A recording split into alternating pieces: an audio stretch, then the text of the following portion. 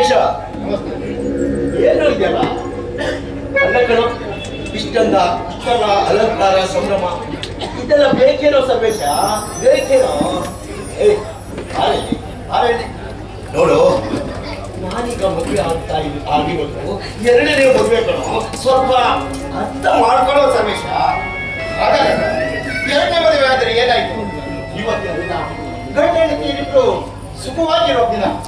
ಅದು ಮತ್ತೆ ಈ ನಿಮ್ಮ ಕತ್ತಲೆ ತುಂಬಿದ ಬಾಳಿಗೆ ಬೆಳಕು ಚೆಲ್ಲಲು, ನಿಮ್ಮ ಬಾಳ ಸಂಗಾತಿಯಾಗಿ ನಿಮ್ಮನೆ ಜ್ಯೋತಿ ಬೆಳಗಲು ಬಂದವಳನ್ನ ನೀವು ಸಂತೋಷವಾಗಿರುವುದು ನಿಮ್ಮ ಕರ್ತವ್ಯ. ಸರ್ವೇಶ, ಮತ್ತೆ ನನ್ನ ಜೀವನದಲ್ಲಿ ಮದುವೆನೇ ಬೇಡ ಅಂತ ನಿರ್ಧಾರ ಮಾಡಿದವನಿಗೆ ನಿನ್ನ ಹಾಗೂ ಊರ ಜನರ ಮಾತಿಗೆ ಮಾಡಿದ್ದು ನಾನು ಇನ್ನೊಂದು ಮದುವೆ ಮಾಡಿಕೊಂಡೆ ವಿನಃ ನನ್ನ ಯಾವ ಸುಖ ಸಂತೋಷಕ್ಕಾಗಿ ಅಲ್ಲ ಕಣೋ. ದೇವರು ಇಂಥ ಅರಮನೆ ಒಂದಿಗೆ ಹಣ, ಅಂತಸ್ತು, ಆಸ್ತಿ, ಐಶ್ವರ್ಯ, ಸಂಪತ್ತು ಎಲ್ಲವನ್ನ ಬಾಚಿ ಕೊಟ್ಬಿಟ್ಟ. ಆದ್ರೆ ನನ್ನ ದುರಾದೃಷ್ಟ, ನನ್ನ ಹಣೆ ಬರ ನನಗೆ ಗೊತ್ತಿಲ್ಲ ಕಣೋ. ಈ ಅರಮನೆಯಲ್ಲಿ ನನ್ನ ಅನುಭವದಂತೆ ಬಾಳಿ ಬೆಳಬೇಕಾದ ನನ್ನ ಹೆಂಡತಿ ಕಲ್ಪನಾ ಅಲ್ಲದೆ ನನ್ನಿಂದ ಕಷ್ಟಕೊಂಡ್ಬಿಟ್ಟ.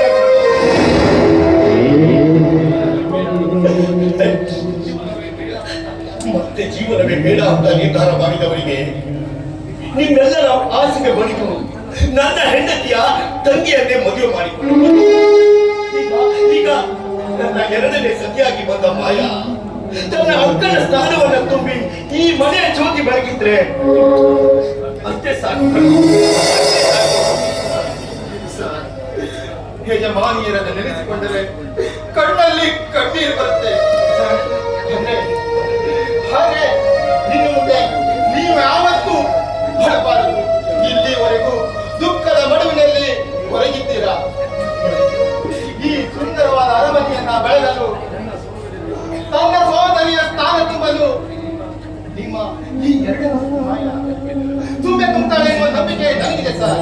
ಆದ್ರೆ ಇನ್ನು ಮುಂದೆ ಅವತ್ತು ನೀವು ನಗನಗ್ತಾ ಇರ್ಬೇಕು ಸರ್, ನಗನಗ್ತಾ ಇರ್ಬೇಕು. ಇಬ್ಬರು ಸಂತೋಷವಾಗಿ 100 ಕಾಲ ಚೆನ್ನಾಗಿ ಬಾಳಬೇಕು ಸರ್, ಚೆನ್ನಾಗಿ ಬಾಳಬೇಕು.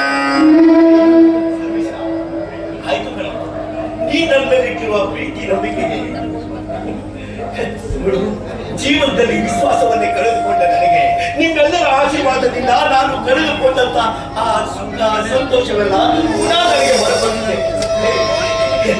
ಇದಕ್ಕಿಂತ ಸಂತೋಷ ನನಗೆ ಇದೇ ಬೇಕೋ ಸಂತೋಷ ಸರ್. ಹಾಗಲ್ಲ, ನೀವು ಸಂತೋಷದಿಂದ ನಿಮ್ಮನ್ನ ಸಂತೋಷದಿಂದ ನೋಡ್ಬೇಕಂತ ಅದೆಷ್ಟೋ ದಿನಗಳಿಂದ ಕಾದಂತಹ ಈ ನಮ್ಮ ಆಸೆ ಇವತ್ತಿಗೆ ಇರುತ್ತೆ ಸರ್, ಇವತ್ತಿಗೆ ಇತ್ತು.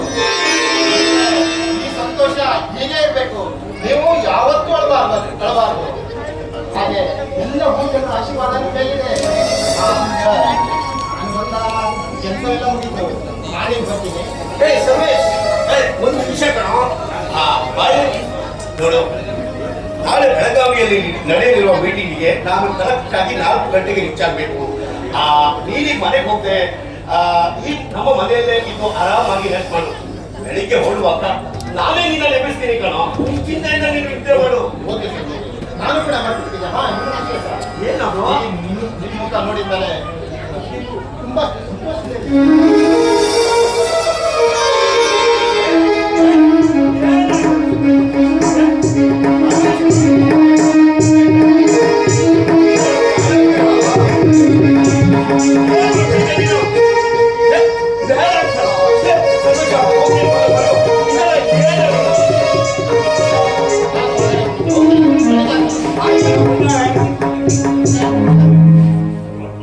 ವೃತ್ತಿಯಲ್ಲಿ ಕಾರ್ ಚಾಲಕನಾಗಿದ್ದು ಎಷ್ಟು ನಿಷ್ಠಾವಂತ ಮನುಷ್ಯ ಅಂತಂದ್ರೆ ನಾನಂದ್ರೆ ಅದಿಷ್ಟೊಂದು ಗೌರವ, ಪ್ರೀತಿ. ಏನೇ ಕೆಲಸ ಹೇಳಿದ್ರು ಕ್ಷಣಾರ್ಧದಲ್ಲೇ ಮಾಡಿ ಮುಗಿಸ್ತಾನೆ. ಅದು ಒಬ್ಬ ಕಾರ್ ಚಾಲಕ ನನಗೆ ಸಿಕ್ಕಿದ್ದು ನನ್ನ ಪುಣ್ಯವೇ.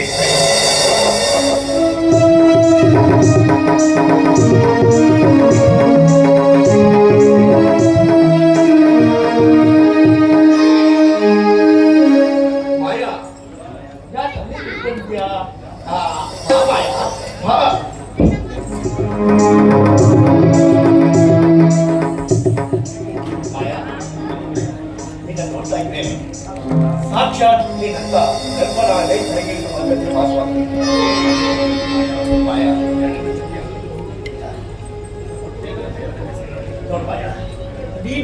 ನನ್ನ ಎರಡನೇ ಸತಿಯಾಗಿ ಬರಲು ನೋಡು, ನಾನು ಮದುವೆ ಮಾಡ್ಕೊಂಡಿದ್ದೀನಿ ಅಂತ ಗೊತ್ತಿದ್ರು ಕೂಡ ಹಿಂದೆ ಮುಂದೆ ಯೋಚನೆ ಮಾಡದೆ ನನ್ನ ಮದುವೆ ಮಾಡ್ಕೊಂಡ್ಬಿಟ್ಟಿಯಲ್ಲ.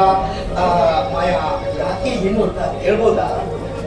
ಭಾವ, ಈ ಅರಮನೆಯ ಗೃಹಲಕ್ಷ್ಮಿಯಾಗಿ ನನ್ನಕ್ಕ ಅಂದ್ರೆ ಕಲ್ಪನಾ ಈ ಮನೆಗೆ ಗೃಹಲಕ್ಷ್ಮಿಯಾಗಿ ಜೀವನ ಮಾಡ್ತಾ ಇದ್ದು, ಆ ವಿಧಿ ವಿಕೃತ ಆಟಕ್ಕೆ ಬಲಿಯಾಗಿ ಏನೋ ಗೊತ್ತಿಲ್ಲ ನಮ್ಮಿಂದ ದೂರಾಗಿ ಹೊರಟು.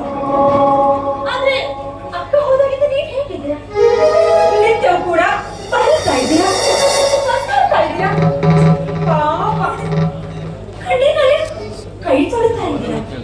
ಅದಕ್ಕೋಸ್ಕರನೇ ಈ ನಿಮ್ಮ ನೋವು ತೊಳೆದಾಟಕ್ಕೆಲ್ಲ ಫುಲ್ ಸ್ಟಾಪ್ ಇಡ್ಬೇಕಂತಾನೆ ನಿಮಗೋಸ್ಕರ ಪ್ರೀತಿಯಿಂದ ನಾನು ನಿಮ್ಮನ್ನ ಒಪ್ಕೊಂಡು ಮದುವೆ ಆಗಿದ್ದು.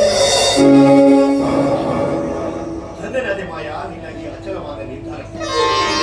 ಇಂದಿನಿಂದ ಈ ದೇಸಾಯಿ ಅರಮನೆಗೆ ನೀನೇ ಮಹಾರಾಣಿ.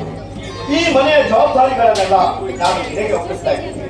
ನೋಡ್ ಮಾಯಾ, ಇನ್ನು ಮುಂದೆ ಯಾರೇ ಬಡಬಗ್ಗರು ಕೈಯೊಡ್ಡಿ ಬಂದ್ರೆ ಅಂತವರಿಗೆ ದಾನ ಧರ್ಮ ಮಾಡಿ ಈ ಮನೆಗೆ ಕೀರ್ತಿ ತರುವ ನಾಯಿ ನೀನಾಗಬೇಕು ಮಾಯಾ. ಮಾಯಾ, ನೋಡಿದ್ದೆ ನಿನ್ನನ್ನು ನೋಡ್ತಾ ಇದ್ರೆ ನಿನ್ನ ಅಕ್ಕ ಕಲ್ಪನಾನೇ ನೆನಪಾಗ್ತಾ ಇದೆ. ಅಷ್ಟೇ ಇಲ್ಲ, ನಿಮ್ಮ ಧರ್ಮ ಪತ್ನಿಯಾಗಿ ಬರೋದಕ್ಕೆ ನಾನು ಕೂಡ ತುಂಬಾ ಪುಣ್ಯ ಮಾಡಿದ್ದೆ. ಈ ಅರಮನೆ ಸೊಸೆ ಹಾಕೋದಂದ್ರೆ ಸುಮ್ಮನೆ ಮಾತಾ? ನೋಡಿ, ನಾನು 100 ಕಾಲ ಮುತ್ತೈದೆಯಾಗಿ ಬಾಳಿ ಬದುಕಲಿ ಅಂತ ನನಗೆ ಆಶೀರ್ವಾದ.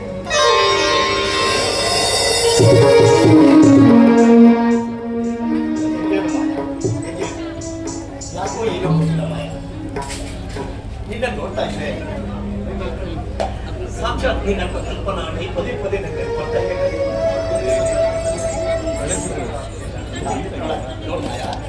ಇವತ್ತು ನಿಜವಾಗ್ಲೂ ಹೇಳ್ಬೇಕು ಅಂತಂದ್ರೆ ನಿನ್ನ ಅಕ್ಕ ಕಲ್ಪನಾಳ ಆತ್ಮಕ್ಕೆ ಶಾಂತಿ ಸಿಗ್ತಾ ಇದೆ.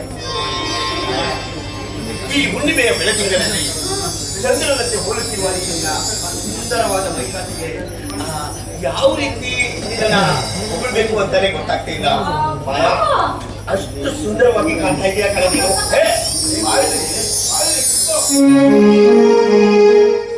ಹೊಗಳಿಕೆನೆ ಸಾಕು ಮಾಡಿ ಕೈಲಿರೋ ಹಾಲಿನ ತರಿಸಿ ಹಾಕ್ತಿದ್ದೆ. ಪ್ಲೀಸ್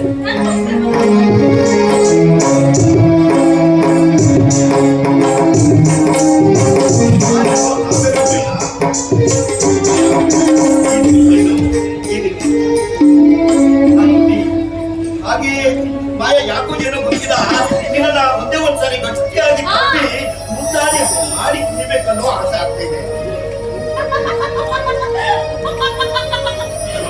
ಹಾಡಿ ಕುಡಿಯೋದಕ್ಕೆ ಇನ್ನೂ ಸಮಯ ಇದೆ.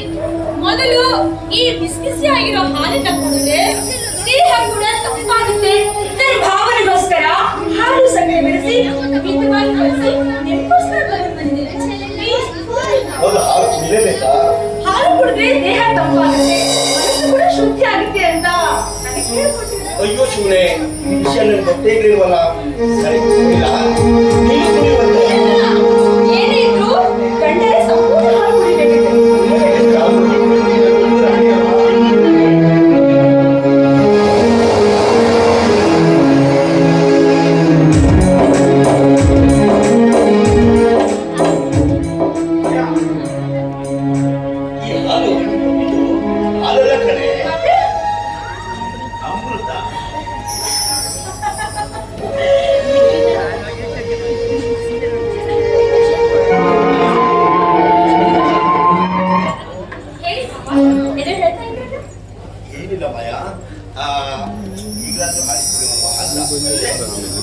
ನನ್ನ ಅರಸನಿಗೆ ನನ್ನ ಮಧುರವಾದ ಕಂಠದ ಧ್ವನಿಯಿಂದ ಹಾಡು ಕೇಳಬೇಕೆ ಆಸೆ ಅಲ್ವಾ?